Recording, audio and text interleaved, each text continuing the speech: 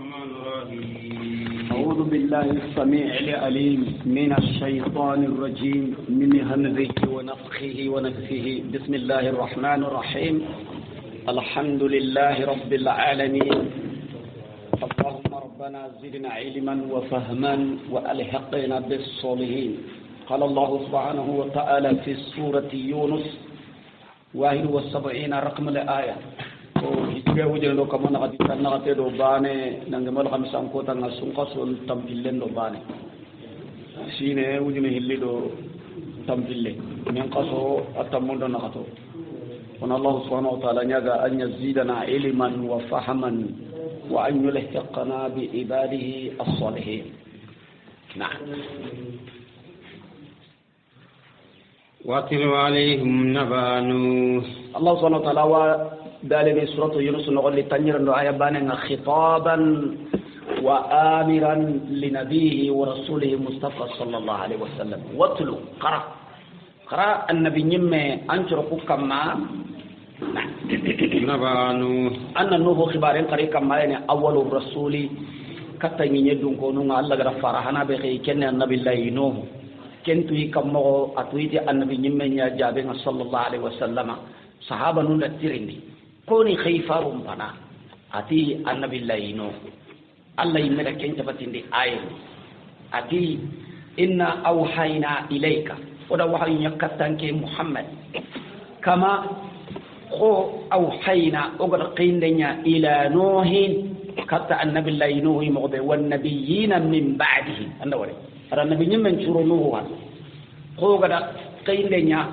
وحي يكتا النبي الله ينو مغبي ado kay farun kutumbe no gare no halle kan nabi nyimmu ngakane o fa ba adama annabi nyimme nyani alayhi salatu wassalam annabi nyimmu ma adama do no na kamma fare rasul sahaba nan tirmi kay Allah subhanahu wa ta'ala tire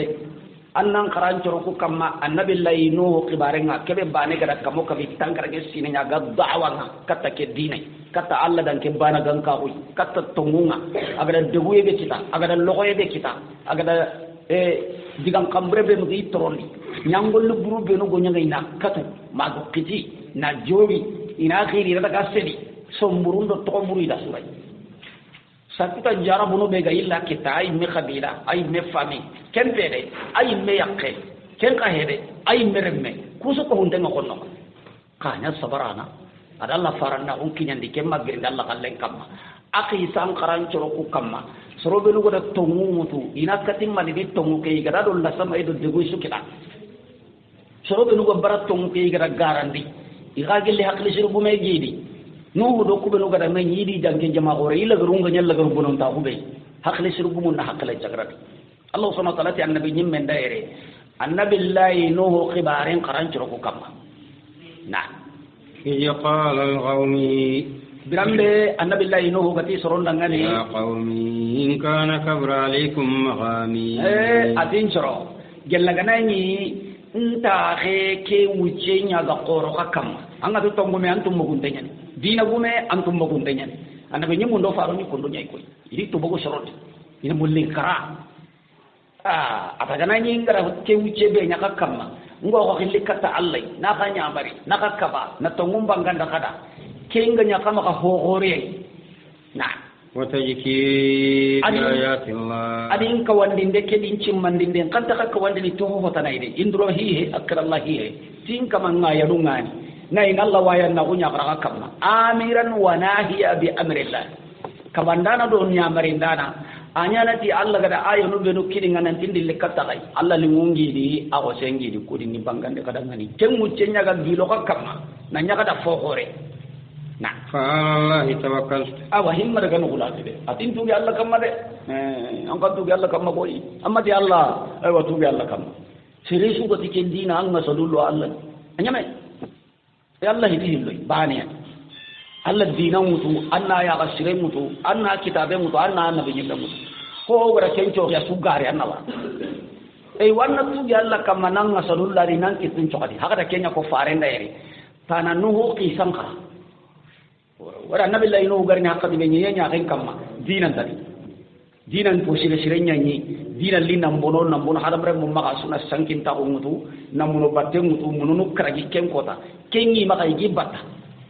ina kunya batta in takallatu fo murni kunya khairi murni yai tora nyontonde murni yai kursinde nyani yada te kenya na ti yai iya nyaagene iya to onnan khilla Allah to konta khairu Allah di annabi ni melita annabi la yino jamangu mundo tunga nyigundo sebu mundo katudanga kubeno da hadamaren killen kamma igemai ti fankanga igemai ti sembenga igemai ni mare yenkoye igemai ni barna gondi tunga nyiga onto koyai na lokoy dambe sunya ngakama qala subhanahu wa ta'ala ta madde mande muru tali hoy hinga kumbai me hada ke ko shoronda Allah tin faren na ki san krayim matolun kamona hakre kitatai adin choro ngo ina ka waji ti Allah kallen ko nakada naka kawandi urondo kiye in kana Allah digan kanunya ko nakada bi ayatillah kenya ganya kai men kam ho hore na fuma kai men kam ay wan tuga Allah kam de awre ngin tagilla kam nga tokka kam tuga den Allah kam nga san tay فاجمعوا أمركم وشركاءكم أقول مبانخ فاجمعوا جمعوا لتلني من كهما مي قصنيا باني كذا مي هامون في ذلك كما تقوى نيانتنا أقول مبانخ كين كما فاجمعوا كهانك كهما كما كفي بقدر مي نعمري تين نتكنا نياتي كنوي كذا كذا ديسيون مدود واجمعوا أمركم وشركاءكم أقول منو باني كذا كمونو كون أمركم عليكم أمة أنا بالله إنه واتيدا غني كهي كنا مغنى حقا محري هم من دهيا كوي أنا مولا ساسا أنا هو نعم كنا أو كذا ندبي بانير أو نتاخي بانير كياني واجبه أنا هو كندينا نفلان تران سيدام بالله كرامة مغو كرام ترون تدي يو أنا كذا لقطة هذا أتوه كنا مغرا دي أنا نجو نو dia makanya kaga kebe nyani ngakada wara kurai nyimme kana kasera sudah bari pasiki ke kodonga fokote itanga hokote kote so non kon gadi bete ike tanga bete kote ngoy pasiki tanga Allah subhanahu wa ta'ala ko mebe tanga Allah aka na manakay kuten jutta gi ho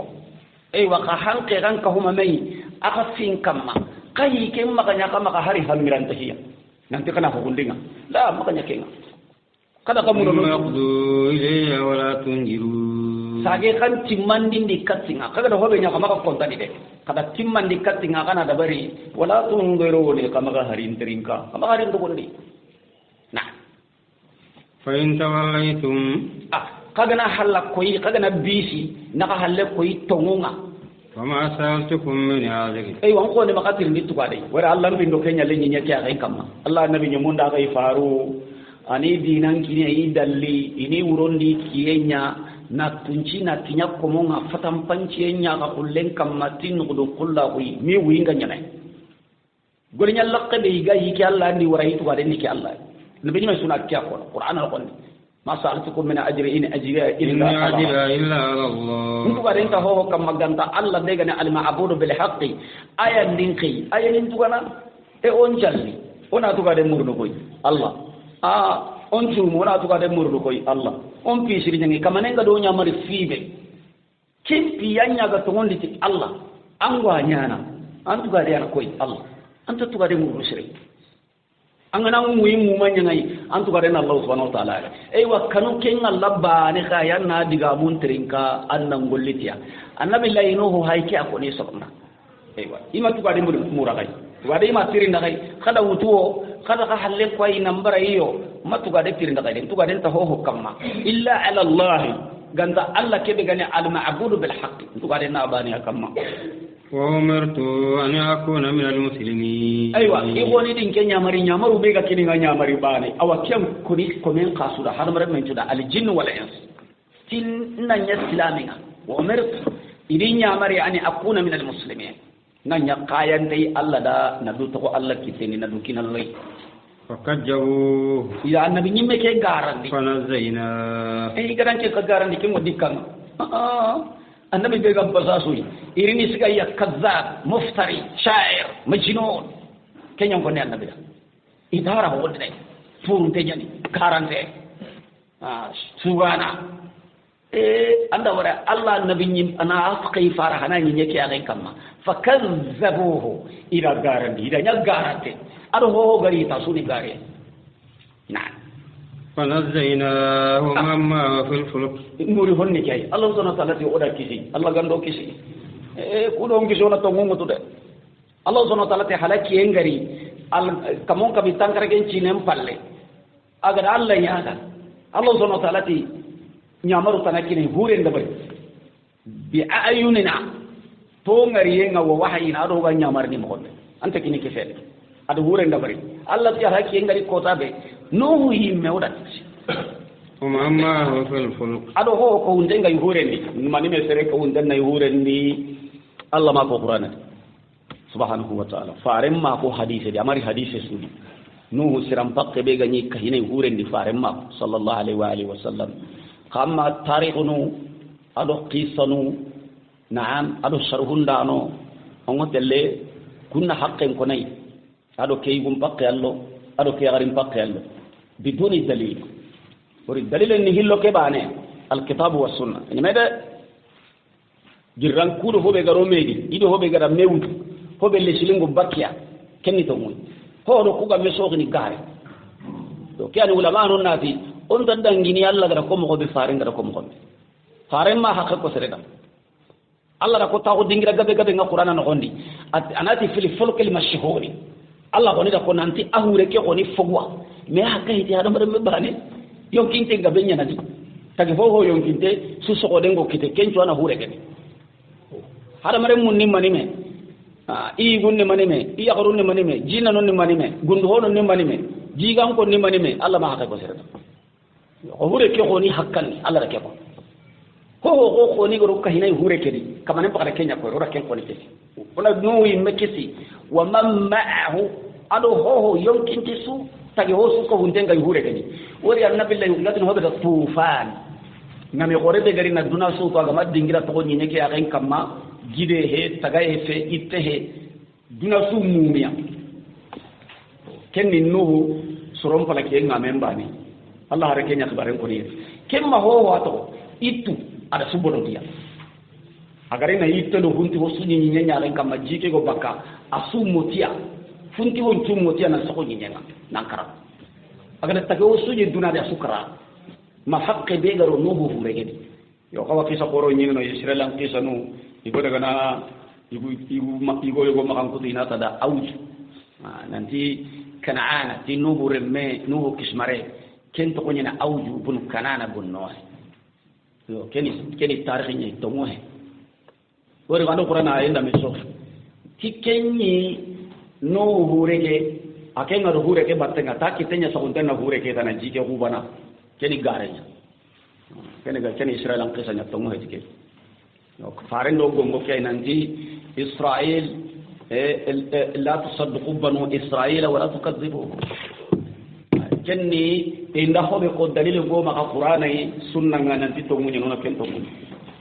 diga hobe ko qur'ana do faren diga munga da meso kan tigare igara hobe ko dalilen tay on dinandi na tongundi dalilen tay na garande kawa ken to koy mo goni tabu gumunga nar ke ngai wadini inda qisan ko dan dugo dayna ti Israel an qisan nyani de ki ten tanya na tay anga ko no ko ga ko ni mo be nyame ida ko kundu Israel ndo ko kundu nyame yo ko qur'ana gara ho garande sunna ngara garande ke ni gari igara ho sabati ni na tongundi ken ni tongundi yo ango ke jini no nanti nuhu alayhi salatu wassalam haraga daga yiru reke ten ko Allah gada yitte ko ya daga ko gunnendi hara ko ngolli dinde nan tada kay go atuba ko sunye ne kitabu no benu gana daga badai zuhur fi waqa'i dhuhur akingo tehena ku kam mo shiri na tanqulu qawli hasisanu ko tarike qur'an ko nyini kundi babu tibabu wa keri tin nuhu khisandi mo shiri me gareñ qisa ke wano dalle ngo hobe no kunga qisa ke me ke wa qisa ke de kempeti tong ana ho gabe ni man kana tay mo shiri yo atongu ho anga makuri anta juranda ni temba kameni kebe suga ke sabe de ke joji tong mo koy anta anu gatani i tekeriti atinu huda anni tuwana de nu di wan tuwana tu gade ni mani matan ni gandi ni hagun nu di basi tadi atalla wi ke hakka di wam anni gandi nampugun tado hitte ke fungo ngara gara wara nu da tulle musiki la bari ata anti bismillah na iya ata gade bismillah ya da tulle mbane nyiga hillande gara karana kana da kete nyiga ho kore koy atakanne nyiga tan yaho na ke kina ngalla to kon ko ngem fasangun ta woni nanti bari parento hontu joppati bismillah angana yene bismillah angana minni angana taaqunu angana jilli angana sokondini angana wutu bismillah hatta joxe wala ngaro nan kinya sobe nga bismillah na idan allah subhanahu wa ta'ala ti ho kenga ni hure kedi yo allah ko kundo ho ga ni hure kedi kay go imata wa hure ne igata kisi ya jimmato annati gare allah ti ho ga hure kedi kenya ko le qur'ana qisa jot wa man ma'ahu fil fulk ho ko hundengo nuwi hure ke lo gondi anga nyine tare ko gum ndo qisa gum yiti shaytan kisi kenga me kam ida arono hure kedi na aro hure kedi wari wada manga no gaw gayna tagi hodo londi karo aga ko tini jinga ina ngabo kede ni hure ndo bari ta farante shaytan akori lo mo ko si hure itari tigi hare kadum pare ko kay hare to ahugo benu ndara ibuna gangay aba jiti ke waji danati halle no huti hareda antaro no ba ya mal'un kende jingo tini na hankan ke antaro no bo ko kanne langa tege shaytan da hare wararo harero shaytan ibn garo o ti bara hini no hura wari hure no gonda ti mandan kello deri ima sede ibadi kondu ganda lo nga tan ken no wandu ni mendu men tillo anyi mendire ati kinan khris anda li hurende atange mati antaro no gani ya langa tege ko to koni langa ibane ke Allah ibane langa kamundo ni ibane ni mal'un anyi mendu ni lo tayib ala kulli hal keni qisanya iti jabun ni kanni ganati manin cigi shaytan agama to tufanu ngamendi annati Allah ila hilun kurjana fa innaka min al munzarina ila yawm al waqt al ma'lum aga Allah nyaga nan tani idugundi imma karama wuliyan ko ta kamane jegar qawdo duna ko ta lagare ila yawm al waqt al ma'lum ro duna ko ta lagare ngo kina ngo kembra ida tufanu ngamembe duna ko ta lagare shaytan ka to ko kendu Allah gado nyina kebe kine nan ta winga kebe birana na lahirun qur'ana na haramar mun to nyam koten kamma mabutu ngontimi kota be duna kota la kare nda ken kinan ke shaytan yi wiya anna birana me an kala kalle ngona sura kana kota be duna to kala an ka wi me wakala na ida kemre Allah dan gadi gam kanega dangi di kenya halle ga hinga halaki gabe dangi ya hinga shaytan na to me hinga hu mo wi gumu bakari kamane ngoro hombe bangandi yere no ado Allah kallengari wi gille kamma dudu ko teedo no don qulla go faranna gon kinyanden kamma amunyi nan sabari agara tora be kita harabar mu koy ka kemma girin Allah kallen kamma Allah kemma ngandi kemma girin kemma kanundi ha asaki ya adalla kallen tunji malla nyamaru ngarini nayi medo serebe do ko hunte ngai furendi na konkisi humbe no gadalla kallen ngarandi dambara ina gaja kamane ndi tokini na وجعلناهم غلائفا ودي أن يحل سوغانو هو يدون كونو كوني وجعلناهم أيضا تمني نوح أدير مو هم الباقين ودي يعني ينكما تقانو وري نوح جينغو الله كونو سكدي قرآن نغندي واستوت على الجدي الله نيرانغو تيمي hure jingo ina nyanka kendo ga nuhu hurenge mundi yamani minyana gide kamma gide togoni iwati na da judi gide kamma jingo baka ure mago mengore ne taw gide kamma tore ni ma jingo yang kana manyinya nyagen kamma ga sintini Allah subhanahu wa ta'ala nyamaru kina nabillahi nuhu tage honu be no wa ma hure ndana surawa humbe nuga ni gundu honu humbe nuga ni kampinto humbe nuga ni nyi honu humbe nuga no kumundi humbe nuga yang kana jindi ho so gode ngama kada sura wara sura ato no hudo siram pakke be no gora gonda ya gare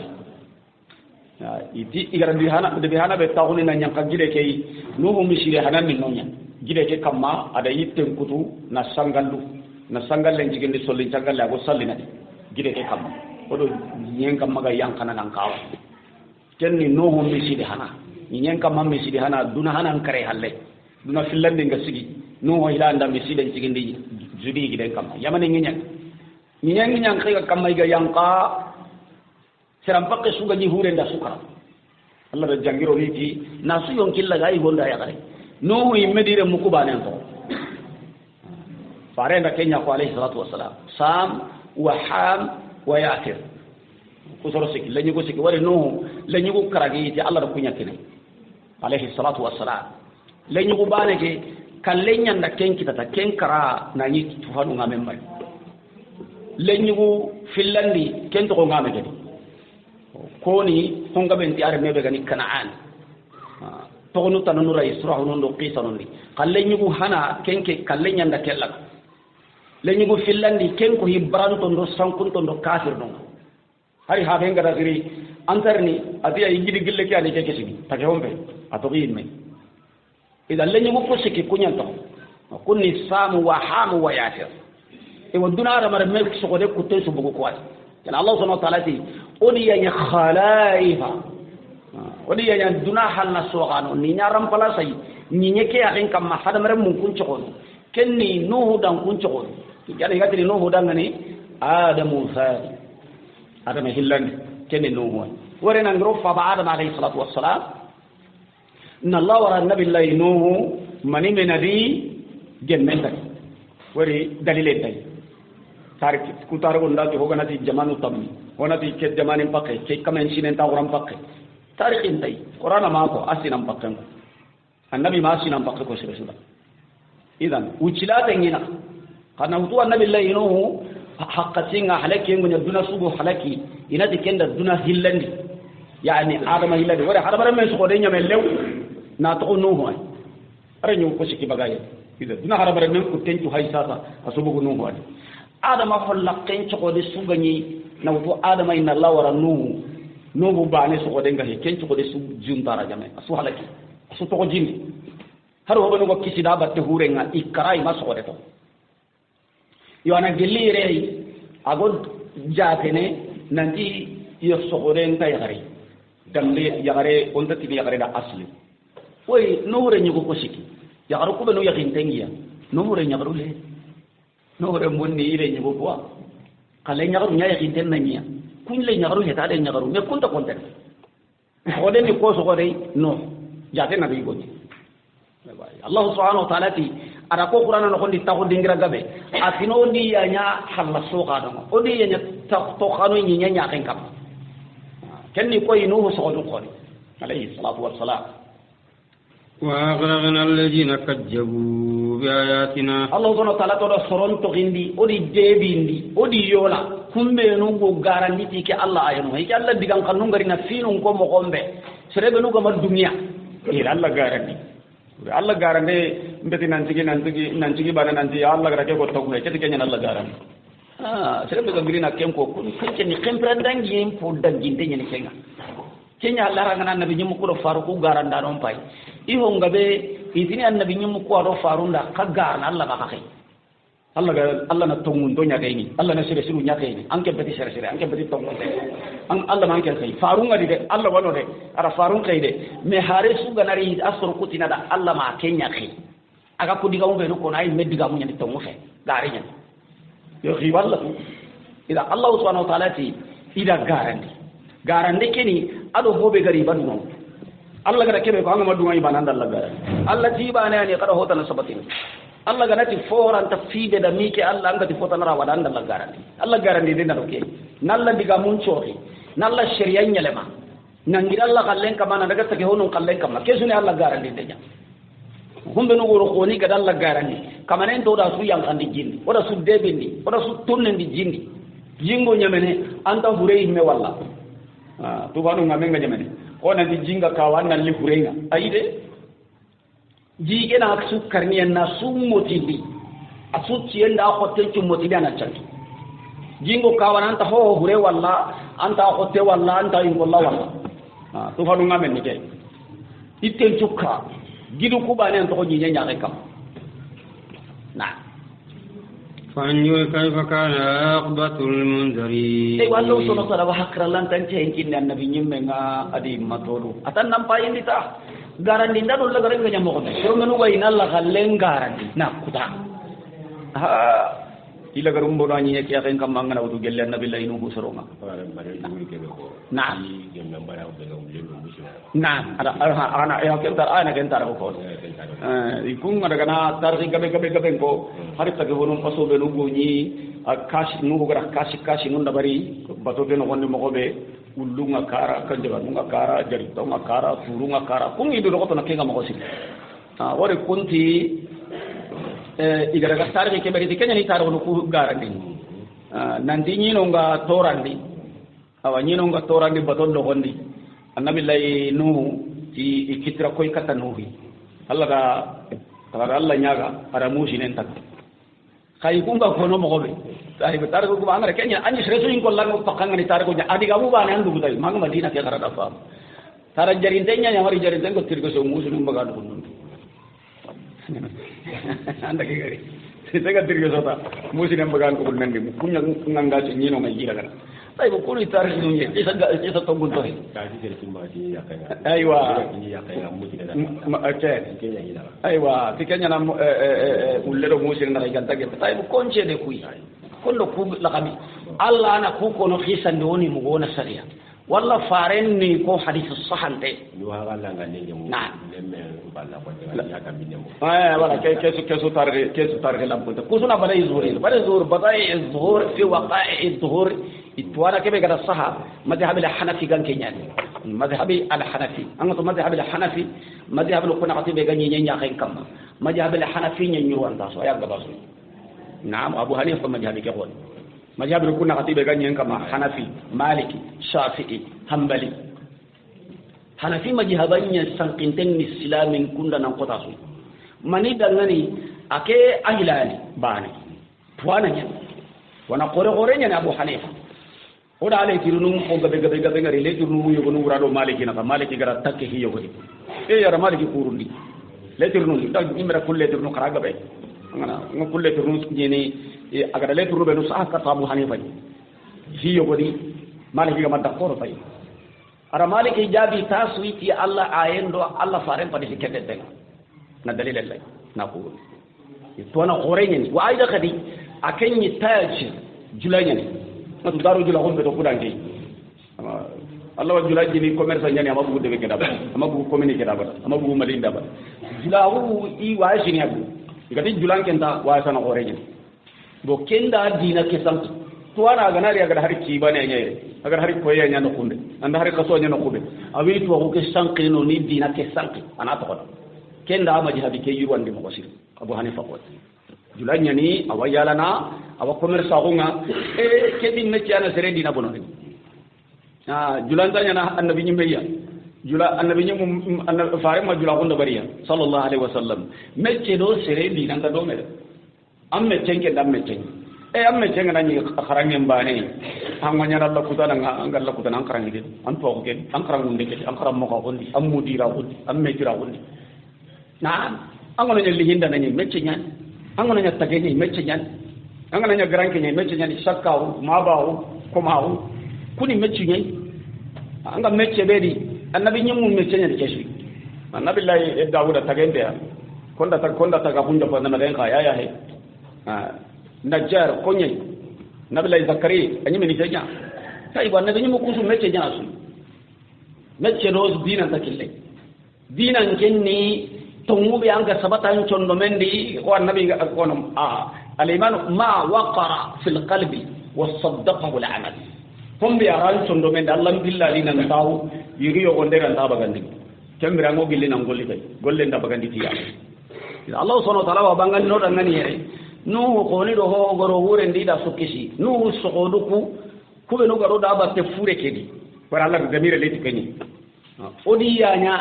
khalaifa har mara mun bana ni kenga ba har mara mun be no ko kisi har mara mun sokodu ngaram pala sanki te kunya har kana ka be no sokodu le nyugun cikiye gundu honu be no ko kisi hure kedi kunya nya gundu honu ngaram pala sanga ni nya kai ka yonkin tampa so su sokode ngani hure kedi asuna ke diga me no ko na tagi ho makrumba wara su tagi har mara men kan ho sokode ngonduna asokode kisi nuhu dan kem puriat na leken ko de ngale nganya ko ten kama na ثم بعثنا من بعده رسلا إلى قومهم أما وري كان الدليل أما رأى كمان غير الدليل أمبوري ثم بعثنا من بعده من بعد نوح نودن يفعل كذا أريخين دي رسلا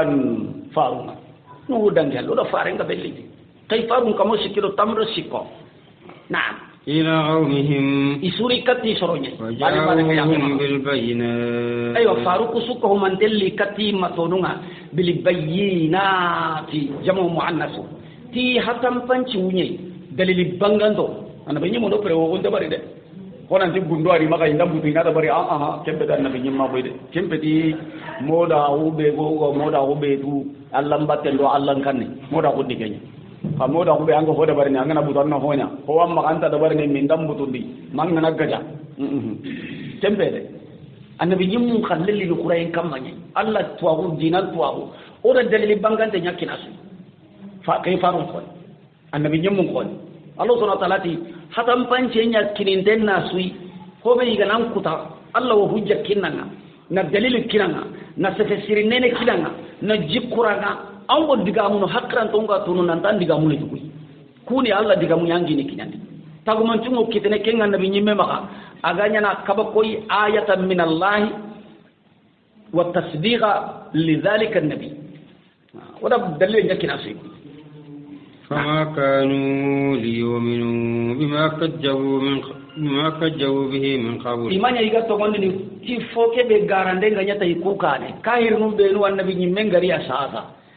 annabi nyimbanan kahir num ngada kutana garandi to ngubane ke be garandi hobnu ganara halle ganta to goni tay boy annabi lay ahudu soronga da to nguke be garandi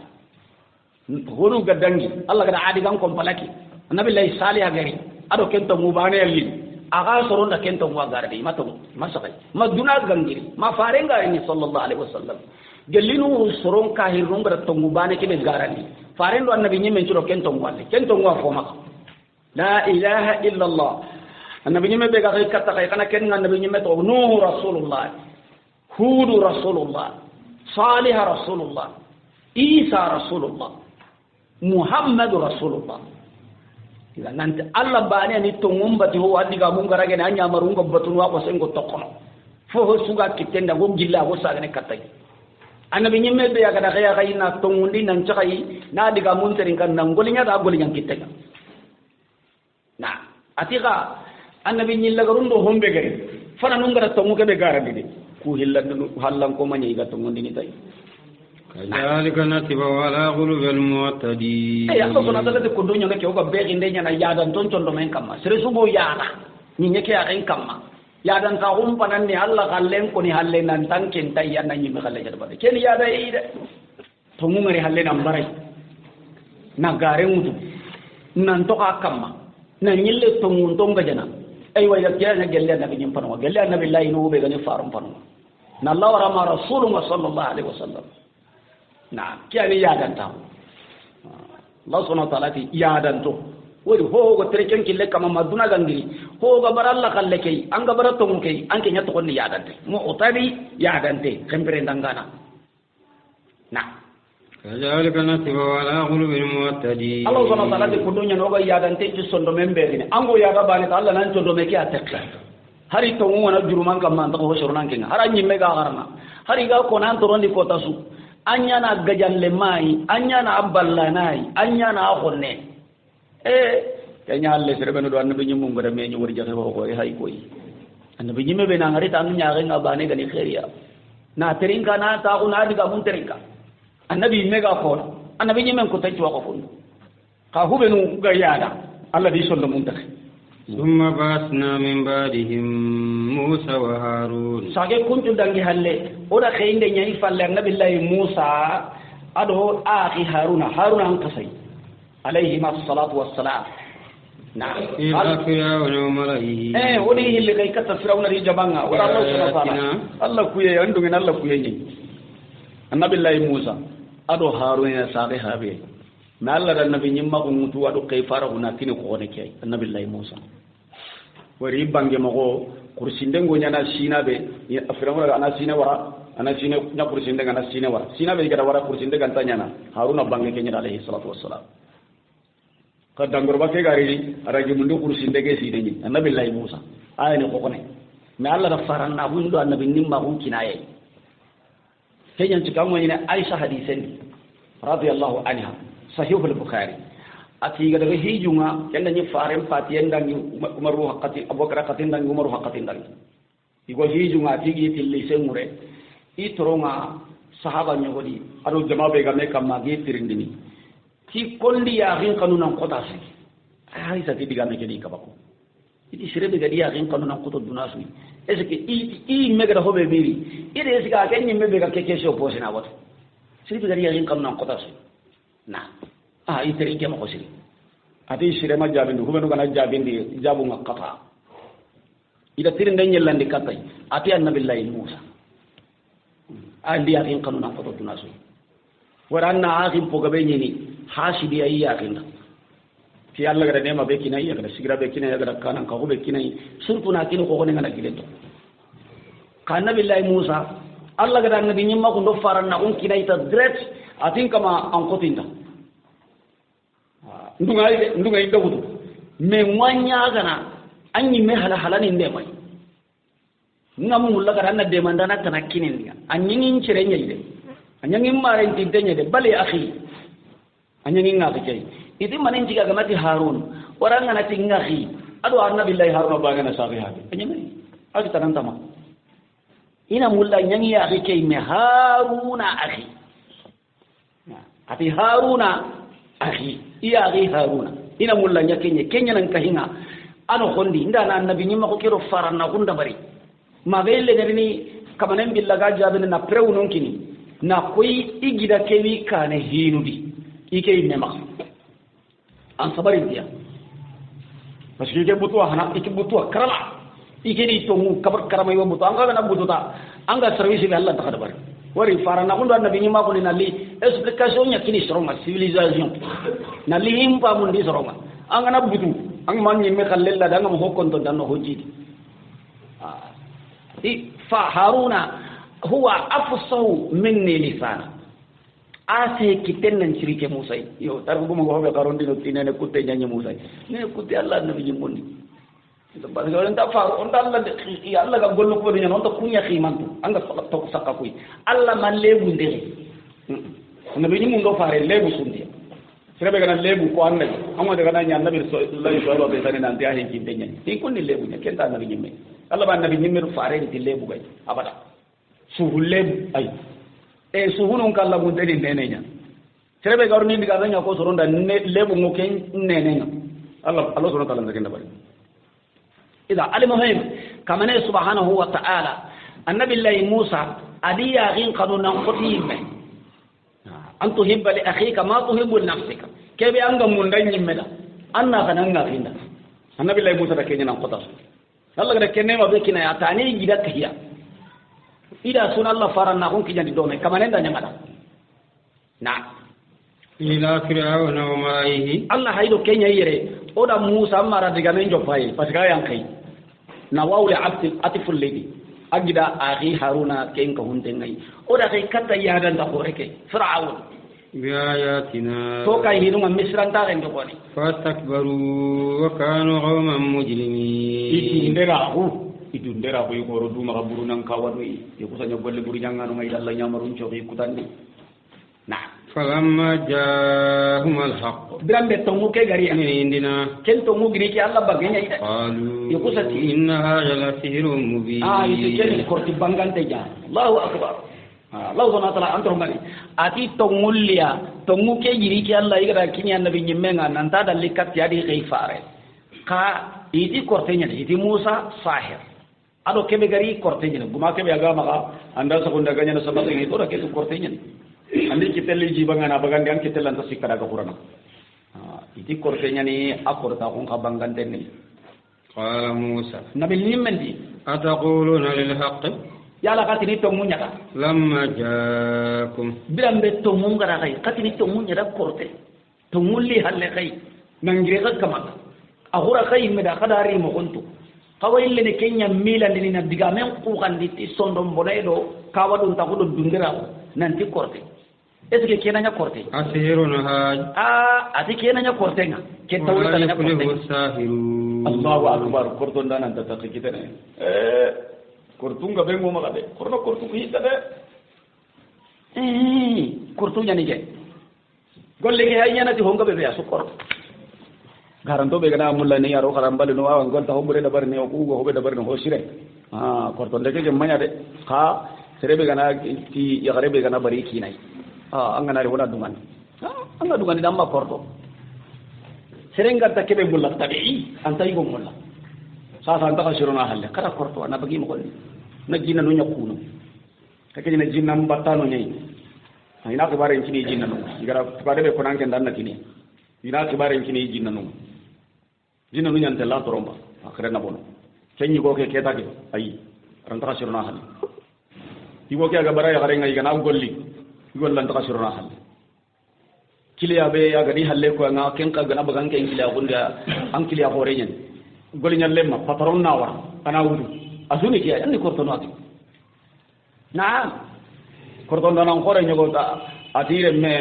agara ga yo punja bane ngata ta makara ga golle mu re warna wudu aga ndaga yang kama foy goli ngano iwarna wudu ila wudu wa akoda da honko yi jinan du shaytanu tayibu kai dini ko da modu khoro jinan modu nyani koy awliya wa shayatin korto ndana takisini ay dinan su seriyandi nawtu gelle Allah na aramare mulliti dunadi ni annabi ni mundi ghayfarun ni kitabul liti na lawra qur'an na lawra nabi sallallahu alaihi wasallam korto ndana ni angora geta nankal korto ndana kiana kitabe su ago sabati korto ngo sabata an kamma nan tan korto ndiya nankay inta haddu sahib nawal aywa korto ndana tatakka kitaka ango kara korto ndendi an karamma tubi an kenta kisi na Allah an ken nan kisi jahannama nari danna kita ayya kenta nya wala yuslahu sa'ir annabi lay Musa ara keke so hiti isoroma katini kera kortondana ta kisi Allah yang ngakatan anta ta kita ige na nya kortondana ige na kakile kata Allah wana ngore nyugo ni nakane kedi ado sere gaja kurisanya ni koy modi khore je karammo ko khore je karanga na way diga le uretu ado serega ja ken kaman kusa tada ngani qatante araga tawa ga wulu tara mangore iga sabari ndidi maka girdo kay asagara diga be kida khanta to sigara ko nyimme haben harire kan jokan ta diga mi itu ati qatante intar no arjana wajibi wunu ina muru bi ga qatan kita do ko aragarenya sitiya mi qatante nyani serbe kata anda kata anda ko ngana tangke ndor no arjan yelle kata anda nyaga nangasu andor no arjan na pas ka kata anda ko ngure ida serbe kata anda korton dana ka agara ko ngana ndor no arjan pas ke korton dana ndor no arjan wala yufrahu sahir haythu ata annabi lai Musa ti agatini ke adanga ni korton dana ntakisini anta ganyene anta takakita keni digam kore قالوا أجيتنا لتلفتنا أما وجدنا عليه آباءنا إذي الله يبا لتلفتنا كونوا أنه فلاحين قتل بصرنك أنه فلاحين على الالتفات سلني كني أنهم كارم باي فلاحين كارهاي أنيا غير كين جنني هو بري أنكاري سلني كني maka nyaga nyengeli maka nyengeli daga na tendi maka nyengeli daga na nogeni ara nyimmengi batten nanya ko kulu wala na temba ina nogen pai ho bagam baraje angara nyimmen nyengeli honne ammam balle hay salle mabono me ambaraje na kasiburu ago tirimbe bane salle mon yo kembe kaga ni dirgi shobe kamma kaga ni bire mako be kamma ikum maka igani haban kilube no kamma tunga nyugum batiyembe kamma mununum batiyembe kamma oya genna kenya gangunda tanaga no gango halle mante ndi manoge ni nante ya li killenyo hay doke ha trebe gani i toromba gawre anke ngodan kille ka sek anke ganan toromba gangunda na ke wure digan kurumba ko ngana ke wure wari ti annabe nyemu ndo faaro ni digan kurumba ko ngano ni sere suga sene ti kundiga munya ni ne ke akan kam manga tatri sundiga mun kono an kale digan kurumba ko ngana ti ali ganyi tin annabi da dina kurumba gume sabiyu yim faare kelle gay sabiyu dina kurumba gume kille kurumba gume har sa gabe ga kille ngai atiya ko na kadam anti kille kurumba gumu nyan kai anga bisere ken ta sa nabi ma dono go ndi sere ta sa ide anga kristo su kille mudu agri sa honna nabi gri sa honno go nyadi anga ga ko su kille nga du faren ken karam mo he dan karam mo faren kristo he faren kanan ke he annabi nyimme su gari annan qasasu asu kristo na nya su karam mo nanya asu kanan ken nanya na'am isi annam mullono halli hay katange nyayba waran ken bay digam kurumba ko ngana o ku o killi hanan kam o killi qasen kam o ganan ken terin kasu o ho karanya hayna ngamono halle hayanga kembiro ganyi kille be kamona kenga ora daga dankinga anda kenya mulla ba musa wa takuna lakum al-kibriya fil ardi dundera hunna nya kada nyendi hakra bona manya be awakia na subara de pasiganga na Allah kallen ko anda gari no ko be aga manyi ga fami amanyi ga kinyano funga nyugo ndo marano ndo bannanu ndo nonka na ngonda daraja gumunda sigira gumu ina simma nampa ko sigira dunya bonondi adi daraja mi wari anke mbegari sa anga do ke digam kurumba gari soronga na sanga iga kahangani ko nyana kanante ambira ga don ko ina kuwa o kuna to halle o ko benu gaji kane kenda nyana awa gollen giri de Allah subhanahu wa ta'ala hay ko qisa no akara o qisa no ko di ni baga la qaida no nyani di Allah go kilen yang kandini de aga da soro hanon kita iga tokitia iga baratia nan kawalu Allah ga di bonoti iti don ko kanan ka hunna nyaka kunda woro gana daga darai Musa nya do ke dinal andan gida Haruna o gana sukke da kabate ka dalle o ka kai ka nya na karan ka umma ai man ka hunya na kaya maka kun kundu kani koy annabi nyum ngana ko kanya ni kanan inta sukke no sere sere sukke na dia ko ga maka misraire kenta nya o tunga nyugo ngere o banda no ngere o marana ko ngere o kanan ko ngoma kakun na ille nyana hi kurumba societe kurumba do association kurumba do dina kurumba o gana daga daga kana nya yin kollanga o ko beno gadi yin kolla barana kasondo kanan ka kasonga o kuna nya hallan koy keda genne e wa jamane ke keda tuwana mpangam barandi to ngunga jamane ke ide tuwana kabe halaki do ke ide nyeke akin kam ko afiki ede sori kara ko ngulli ho gabe da ngari na tu ibre man dalle benam bucci dunya dal ken gabe ni sori kara anda halakin denya jelli duna yin fana saliha imakenya kwa nabi saliha da atani hana ko an khalle min ambucin na manya no kabana innaka kunta fina marjuwa no iti yanke lemina be gananga hakle nganga o kile nyandi nan taw ngari nan na ko rango nyana haklan de sire sire amu krisi dorane sa sanken kalli ni tini an mukilli anda wari an gonne ko sire nga ba ne ado to nguke be garan taw na Allah subhanahu wa ta'ala terinka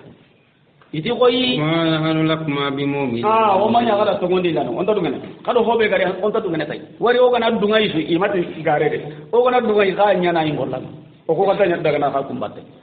hakun ni fallan kwai ke hi yo gana dunge ke hiya ay man ka kullan ta kinni shere shi ka kun kai ka kun to Allah tabakai idri Musa adal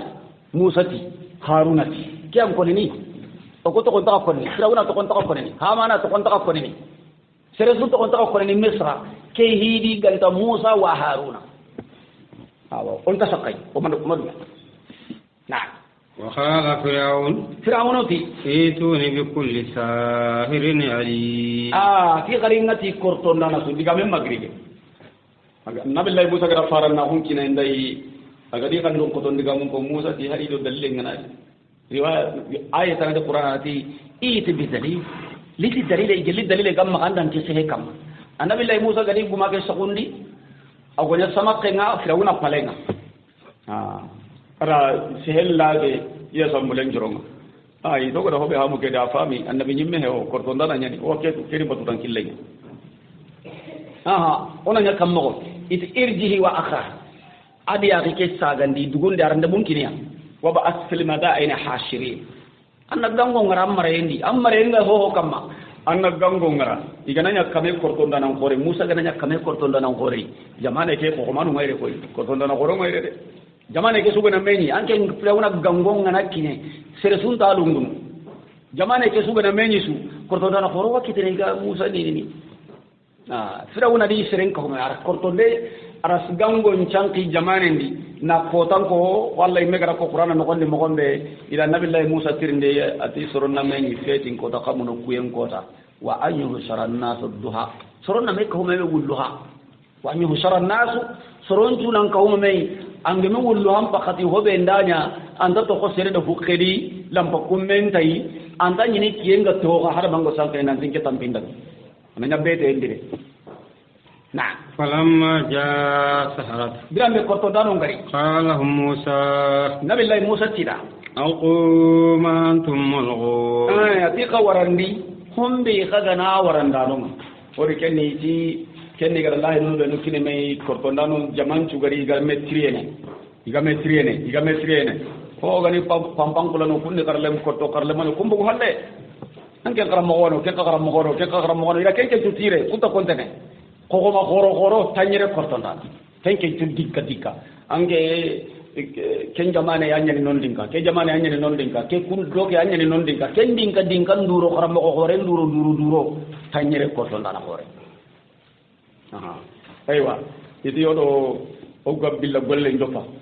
sasa lengi jaman tuji kenno yakama firawuna imbe be gane tun kanyi go hore aji ke sa kundenno yakama horonda game ngari ira game ngari igame ni halle tanyere ke sere igada kaba kunun koy me wona hay karam ko nga sere no ma setan jillu di koy me no ngam bidende koy tanyere ke gordo na hore nda setan jillu kaba kunun koy be soro na kati wono isubi ngakunya awai do dai mangka ko kina kai ka soro na katika soro kuna katika bana wala kenya ko tasu ila mangka ko kina aywa ati koronge muhidi qara ini mata ay do ko kirsu na kati qara ko kaga na rebe ko wada kai hananti kenni na ta ko ragumenyi aywa ati ke firawna kilen no yele ko ko ho kita firawna le gonta katika aga hobe kinno na ko duna sunaka aranta ke makai fogana kati musa da aga na tiwa ke kinna kai duna suna kalengi ay kenya bunga na ngase kenda bare kenya logo na golle nya nan janti antari bane kinno na'am hillandinti ike anna odo kebe ka gemme idi kortonda na nyani khida mu guna anta garaga palenga aguma ke anda sokunda nya na sama kenye khida hoko ida ke sama keke anda ho hora na tonno kempeti korte golle ndewa korte to khawat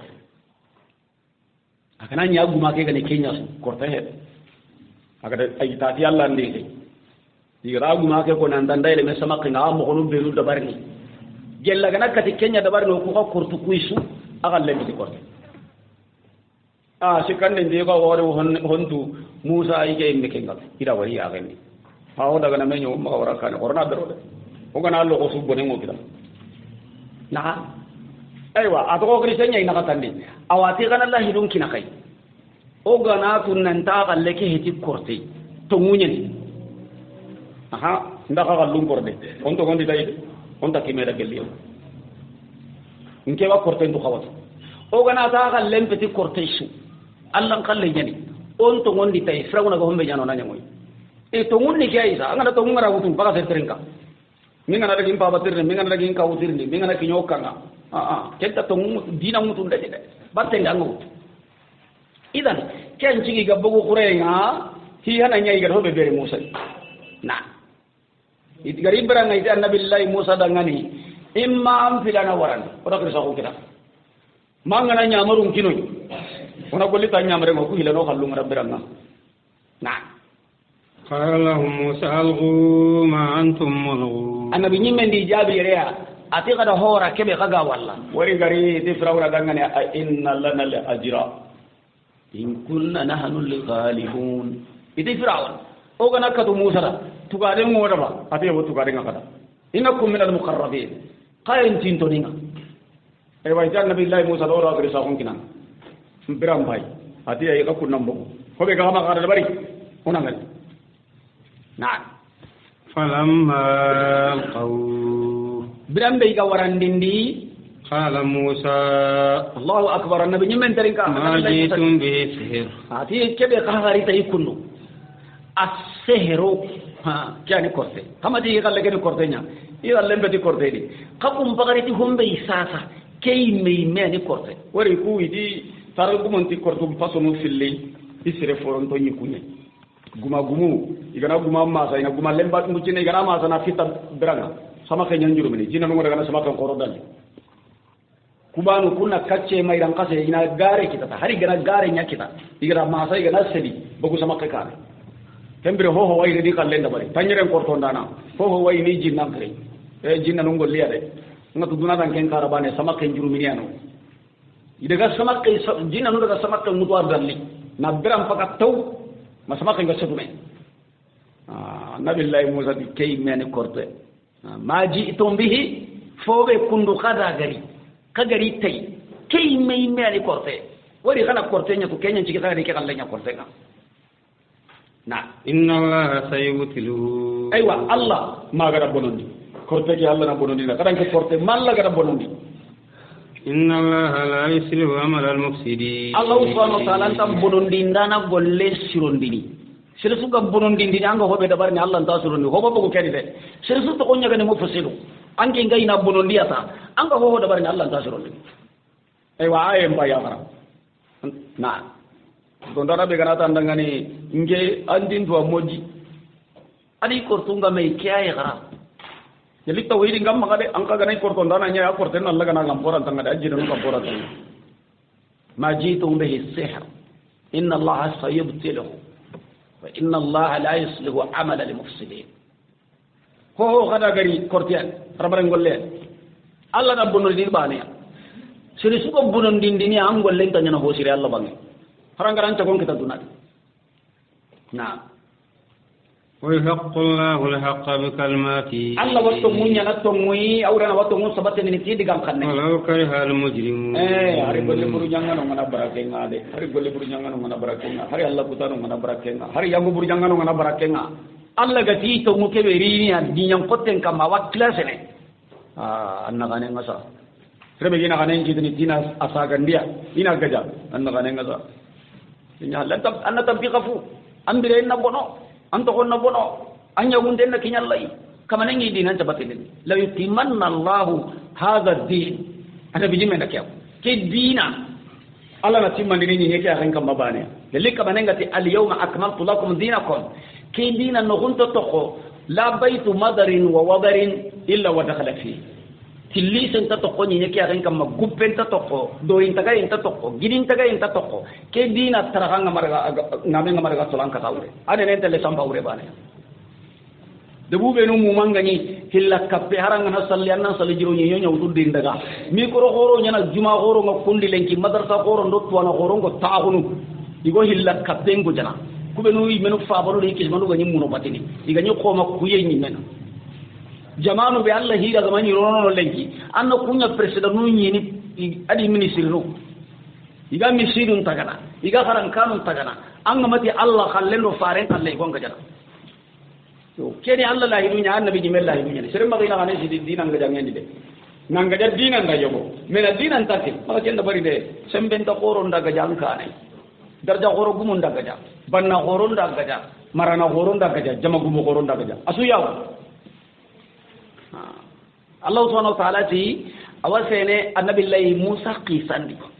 Allah khallaki Allah subhanahu wa ta'ala ke sabatina wa yuhiqqu Allahu al-haqqa bi kalimatihi Allah digan kanne kenta gillan ta sanke nan ta farakhini dina ngo sabatina koy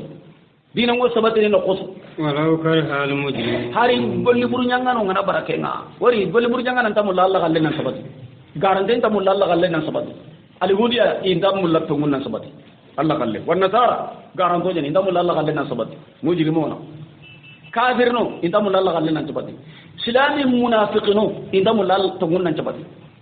bidiya gumu indam mulla tungun nan sabati ko da tungun mulla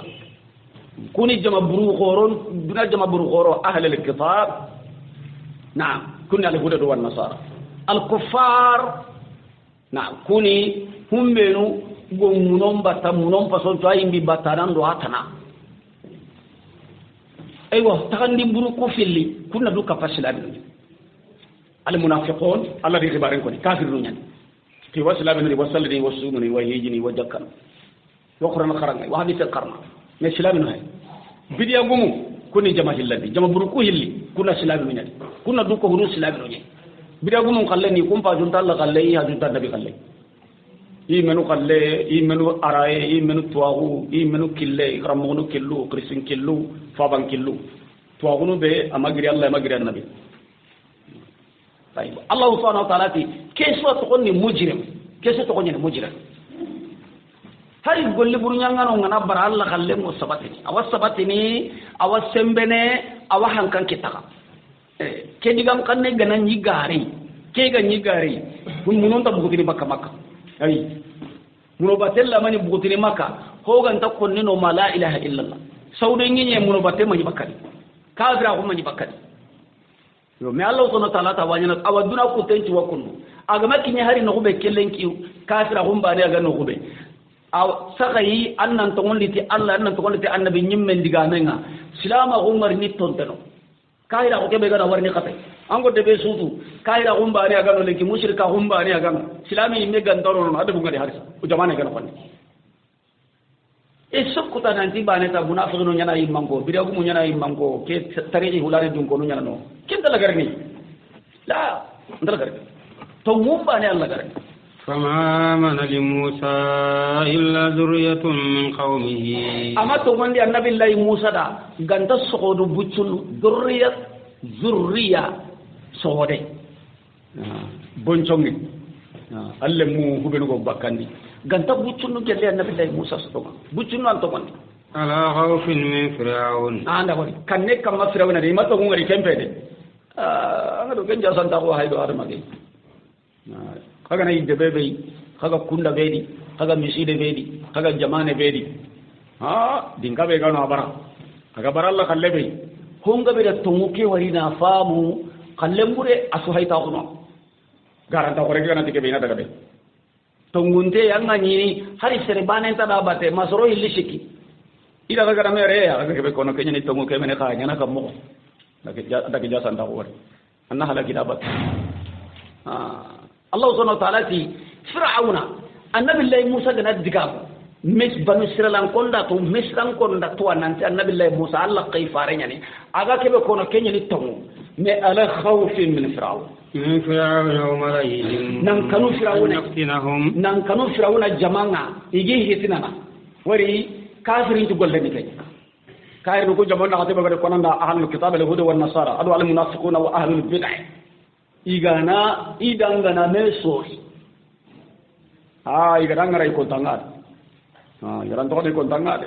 iguna ampujati lakkenga igana konto kenga ina semben koyanga nan gaja nan katu nan kari nan kaso nan kata igarangaran tranquilinga suidi hujan tuane nan konto na oiri kenko tay watu seresu ganaru annabi Musa dinakere Firaunan Srawisi, Firaunan mare di golle be kasakala. Katun de bego janang, yang katan de bego nyananga, buron de bego nyananga. Anga ni sigira be yara ina kellaga. Sere songa ni aga Firaunan mare ke ari, galo horon do sigira horon ganga. Anto gonde de annabi Allah Musa ita ina nyang kadihana. Nan jero isim baga. Enti hari kelengi Kenya. Killuku beno ay biga to kadan ketu ana gore be hay diga wodo malinde sasa gani kercha kulli. Aga to silama o geto ngai buare ke. Aha watarin kana. Daniel Boire Mamadou Daniel Boire ani mani manka hundi garan ka hunni manka ko kafira hunni manka ko ani ken karamma ko hunya di ali ma hundi akana ka hundi bal ay mese fenene ani aga jangana bure nya ga islamin ko jada bali nan cumu nalla nya ga Allah na tongun ko ya Allah rasulama kun tongun ko ka iya nya tugana kai ru ko nya tugana akem maga dina yen iya nyatu bada ka abukandi ina ka kinanga ina na buren kinanga ina tugaren kinanga ina kipam ko hoy aga tubi ko da ira sura gai na khata baka hari wira dina gume ina ngajana gundu anga do ma ko ina nyankandi ya gara ngara kara mo ko ina mbaka ya anga service be ide bendi sallake le ina raga andi gama ge muy kunga garo do bidiya do hilla kapudo kasra ko be kamaydo silama ko nganta telle silama ko no ko kallen ni ke kumbe lu gani kahiri no gumbanu nyai angoro silama gumbanga ndi anni service nu be yiri daga ito ko sinu be ganga igalo suga ganga iwa bakanga sirebe nu gana kanu kei akana wara dia wonde bundo jabanu bakam pete kei nanti kiti gare nga suwatu nanti tongunya ni tongum pai kei ko gana kewu la gara wu ni kenga sirebe kana kenya lege foto ge tongun ni kei ko gana kewu tuire jamane kei nantam bidinya de inallo ko sono ade خوفا من فرعون وملئه أن يفتنهم musa soronda tongu ngari ikori tongu mutu igo kanna firawuna di mare ndi fanka serebe gana tongu ke uzo ko tay go golle be nyana igo jarabu be sakan kama kubenu ga konti mello no kewre soro buccunu kubenu ga di mello kewre soro buccunu wama amana ma'ahu illa qalil buccunu be no ga di mello ke tampie do ke ko tay wure ngara tongu ke ngari ke ho gada batte go ke ngutu kunni jama buccuna iga tongu di kayna nabillahi musa kutanju ko no firawuna وإن فرعون لعال في الأرض الله سبحانه وتعالى ماني خاص سببني كينا أتلا أن فرعون لعال ورجين تقول يعني كوي فرعون ديري ما ورجين في أرض مصر بني مرني أمرين حق كبر كما فرعون هذا تيجي غور اللو يده الله تيجي سعودي نلا جانكا ونقري لوي أنا ربكم الأعلى ما علمت لكم من إله غيري فرعون هذا كنديnya kana kijanga kenko ta misra Allah la kandenya kiyam ko tabakkat wa innahu lamina al-musrifin akenna gelli khemprandang kandenya fir'aun ko ne ayada de akhemprandang gide kala garunya kammo na wa qala musa ya qaumi annabi lay musa ti sorondo ma antum amantum billahi alayhi tawakkalu ni soronda ngani sorondo manu benugo mu'minahu ni mello fir'auna toramura go nyana kebe na kenya ngoyi wori da kentu do mani tuguma hegira fir'auna tuguma sayid tanyere korton da no nga tongondi gada tongongari batte ndigara wutu kebe ga nyangi jamane nyaakenya na suraga ni guda nan kitti ten kutu ina ta te nogen kutu ina yere ni kitti nogen kutu bakka ina ta nogen kutu an guda nga saka ina ile guda ke wutu ni wara di jongi na kace lang khanenga na jongi solle nga kamon tanyere ke sere ci da supan kundunya duna su yaake kenyan ci gati musa galle ni nda kana me ka ku sa san go hobe jana kai ka ku ngatu awayna ke yangang kata de sinan do kenya anke ina de ke rapta samon de kenji ne ke fulana gari da do ke ani ke sunna kamma tauhidi sunna he imakia nyangai diga hadana tuwiya ida jorondia ida halakia ayetiya ida murkundia ina kabaka nabu na iguru janni ke bani Firauna ada kenya jamane arjuya kenyi kiso muda kenya hade hada manjura to ngari koy khawfan Firauna go golle be nyani aga service nyamarni nantina hobe janya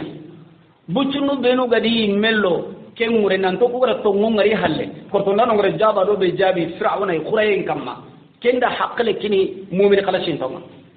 la anu usiru ko kuntan tibani Allah kallen kamma faqdi ma anta qali inma taqdi hadhihi alhayat Firauna ngo be nyano kenje ko kuda to ngare wona wutu akoy on ta sarnanga Firauna mamayen jumanya hoyi di bare manda ko to nano ngara to ngari imani kawana to ngoni ti Musa yiki ani grise ado ke grise fo da har man to komporoti kay su komporoti kay nambara Allah gallenga yiki ani grise imani kawana na sariya manin ti ke kaga dungara kamara konena karine kattinga nanti hawdo sere kita me kita aga legadi to ngunya go korte anka ona me warai iga da nyamaru bekki na kawsuna winati o sumbara wallo sundunga kaga kundunga da kama sharinga awan to kadungana kaga mo wone sayibu me ada hakkalan don karangundi serebenu i kundunga to mo ke Firauna di kari karamo ko bre mu'mini haqiqanu i gato go wi mello naw nabillahi Musa do ke be gari to ngondi tay wa qala Musa ya qaumi nabillahi Musa di ko magay atin soro in kuntum amantum billah agananya kaga to ngondi ti Allah iso fa alayhi tawakkalu katuga kamade in kuntum muslimin ya islamu kana kay wori mu'minin foga be jenno ga tini tu to ngondi tallay katuga den talla kamma haqiqa Allah na diga nduro kono in kuntum amantum billah aga to ngondi ti Allah khajelli kaga to ngondi ti Allah iso kaga Allah dina nyawdu aga wasalu ti Allah katuga Allah kamade ko ga daga kita kana torong mutu ade banen juna ka kita de me kana wasalu ti Allah kana fitin to Allah di kana wasalu ti Allah kallenga kana kaya karulla kamma wala Allah fatawakkalu qatuge Allah kamma in kuntum muslimin jalli sila dunya kana bay qalu ala Allah tawakkalna igama hillo radio ito ku tuge Allah kamma do jike sa Allah kamma odo kitu so Allah di ربنا لا تجعلنا فتنة للقوم الظالمين يقول الله ياغا يتيو كما ماكو نجارا بنت هوي سورون تو نيموندانو دا mako ra wari dangani igodo bana to nyangundi yogo nyangoy mo ko konta mo no dinango bonnoyi anno kisikenga ونجنا برحمتك من القوم الكافرين الله أكبر إتيو كما ونجنا أنو كسي سرن كاهر نونغا هو جانا أغاينو دينا نيبونون دوما ورا غانتا مونينا وري يا ربنا أنو كسي كينا إدان كنتو رب مكا كينوي نعم وأوحينا إلى موسى كما نقول ورا واو نيكاتا النبي نيمه كي النبي الله موسى دي غدا هارون أنت بوا لقومكما جدينا لي غينتنيا ني دي جدينا لي غينتنيا ني ني كي اخن كما غلي دارو نا ورا لنكي نندغا ورا مغومبane ali غينتنيا ني كوي النبي نيمه يا النبي الله موسى كوبنو غنات يا ربي اغي نيمني اغي جادي كين كو تا مصر no gondi النبي الله موسى دي غدا ado sorobe no ga to gondi kahinia inta hari palasi kitana jall la nanti kawasi ki palasi ya kana meni sorobe no ga to gondi anga dono ki hakati ganari wona salli wari dina ke sudo salli jalli no fu jelo fa ba adama asalli ni ani ki tunya ragan ko mbeno kan takitira ge dia ngato ike danga ken ka kamma mo ko buru أعوذ بالله السميع العليم من الشيطان الرجيم